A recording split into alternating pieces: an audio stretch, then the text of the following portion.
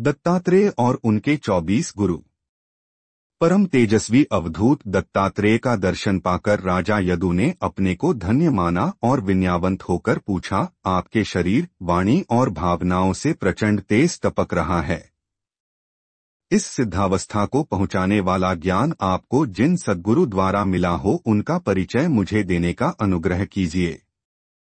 अवधूत ने कहा, राजन, सद्गुरु किसी व्यक्ति विशेष को नहीं, मनुष्य के गुणग्राही दृष्टिकोण को कहते हैं। विचारशील लोग सामान्य वस्तुओं और घटनाओं से भी शिक्षा लेते और अपने जीवन में धारण करते हैं। अतएव उनका विवेक बढ़ता जाता है। यह विवेक ही सिद्धियों का मूल कारण है। अविवेकी लोग तो ब्रह्मा के समान गुरु को पाकर भी कुछ लाभ उठा नहीं पाते।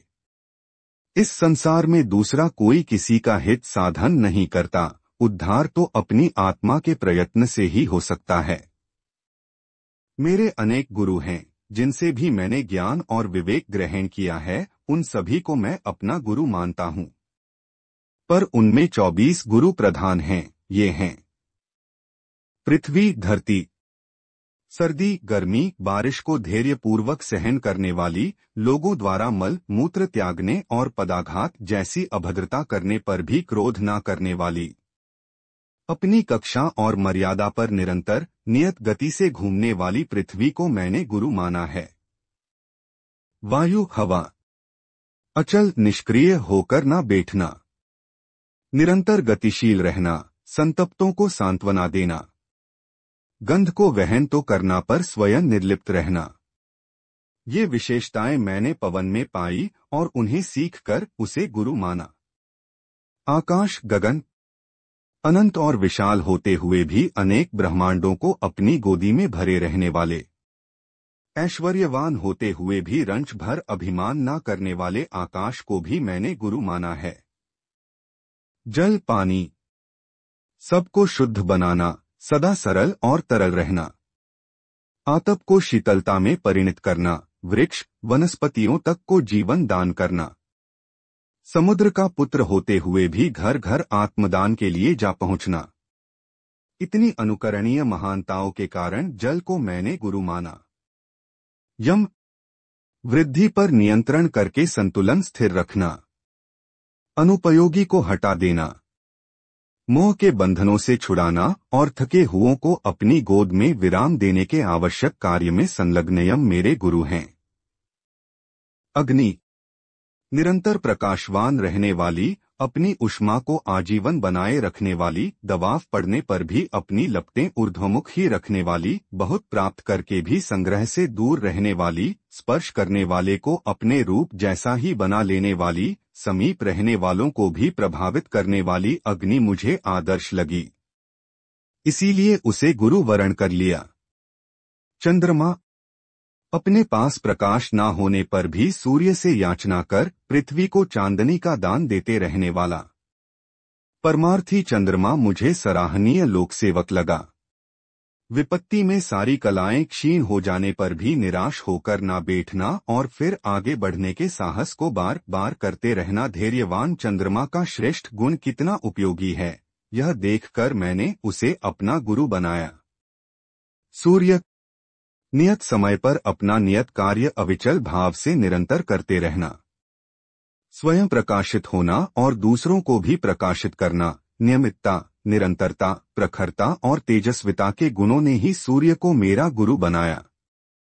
कबूतर, पेड़ के नीचे बिछे हुए जाल में पड़े दाने को देखकर लालची कबूतर आलस्यवश अन्यत्र नहीं गया और उतावली में बिना कुछ सोचे विचारे ललचा गया और जाल में फंस पर अपनी जान गंवा बैठा। यह देखकर मुझे ज्ञान हुआ कि लोभ से, आलस्य से और अविवेक से पतन होता है। यह मूल्यवान शिक्षा देने वाला कबूतर भी मेरा गुरु ही तो है। अजगर, शीत ऋतु में अंग जकड़ जाने और वर्षा के कारण मार्ग अवरुद्ध रहने के कारण भूखा अजगर मिट्टी खाकर काम चला रहा था और धैर्यपूर्वक दुर्दिन को सहन कर रहा था। उसकी इसी सहनशीलता ने उसे मेरा गुरु बना दिया। समुद्र, सागर, नदियों द्वारा निरंतर असीम जल की प्राप्ति होते रहने पर भी अपनी मर्यादा से आगे न बढ़ने वाला, रत्न राशि के भंडारों का अधिपति होने पर भी नहीं इतराने वाला, स्वयं खारा होने पर भी बादलों को मधुर जल दान करते रहने वाला समुद्र भी मेरा गुरु है। पतंगा, लक्ष्य की प्राप्ति के लिए अपने प्राणों की परवाह न करके अग्रसर होने वाला पतंगा जब दीपक की लौ पर जलने लगा तो आदर्श के लिए, अपने लक्ष्य के लिए उसकी अविचल निष्ठा ने मुझे बहुत प्रभावित किया।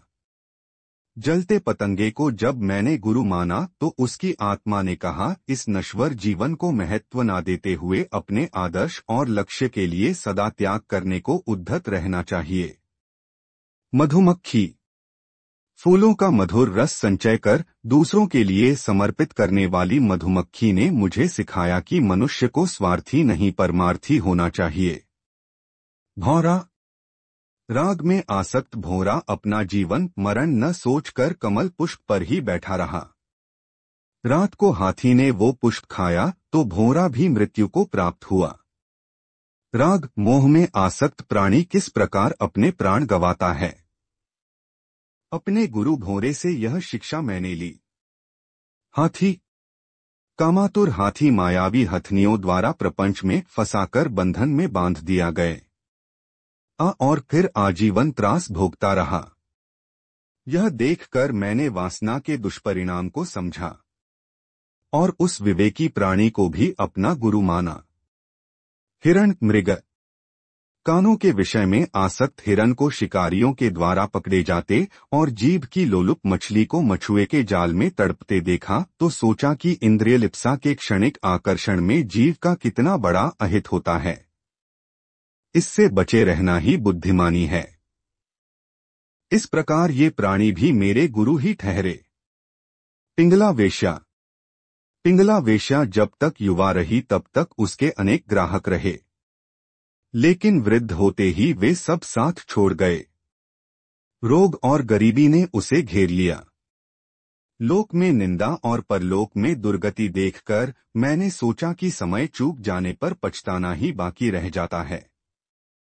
सो समय रहते ही वे सत्कर्म कर लेने चाहिए जिससे पीछे पश्चाताप न करना पड़े।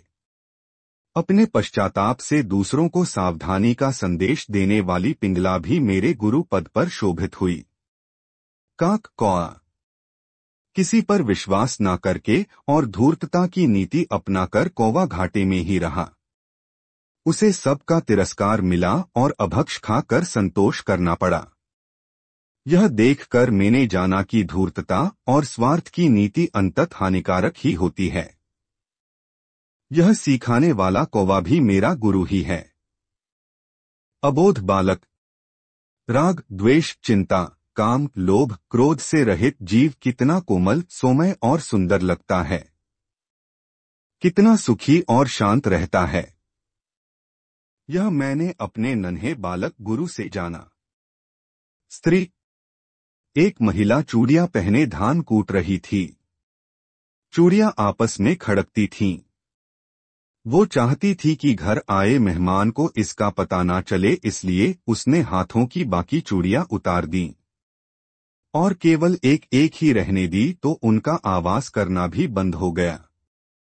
यह देख मैंने सोचा कि अनेक कामनाओं के रहते मन में संघर्ष उठते हैं, पर यदि एक ही लक्ष्य नियत कर लिया जाए तो सभी उद्वेग शांत हो जाए। जिस स्त्री से ये प्रेरणा मिली वो भी मेरी गुरु ही तो है। लुहार, लुहार अपनी भट्टी में लोहे के टूटे फूटे टुकड़े गर्म करके हथौड़े की चोट से कई तरह के औजार बना रहा था। उसे देख समझ आया कि निरुपयोगी और कठोर प्रतीत होने वाला इंसान भी यदि अपने को तपने और चोट सहने की तैयारी कर ले तो उपयोगी बन सकता है।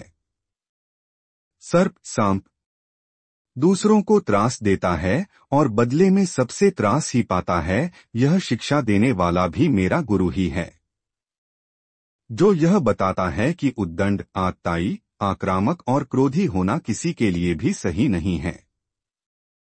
मकड़ी, मकड़ी अपने पेट में से रस निकालकर उससे जाला बुन रही थी और जब चाहे उसे वापस पेट में निगल लेती थी।